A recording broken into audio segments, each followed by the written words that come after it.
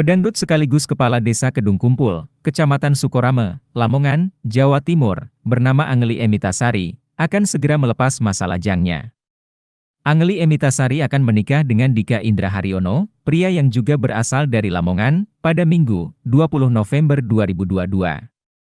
Pernikahan keduanya digelar secara besar-besaran, lantaran akan berlangsung selama 4 hari, Sabtu, 19 November 2022, hingga Selasa, 22 November 2022, di kampung halaman Angeli Emitasari, yaitu Desa Kedung Kumpul.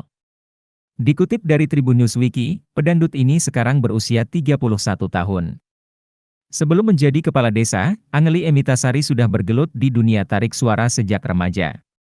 Ia memulai karirnya sebagai penyanyi pada 2013, saat masih duduk di bangku SMA.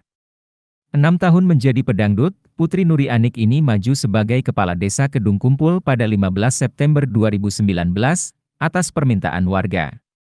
Ia berhasil menang setelah memperoleh 1.260 suara dan menyingkirkan pesaingnya, Yusman dan Jujut. Di usianya yang ke-28, Angeli Emitasari resmi dilantik menjadi Kepala Desa Kedung Kumpul pada 7 November 2019. Memasuki usia 31 tahun, ia akan resmi melepas masa lajangnya dengan menikahi Dika Indra Haryono.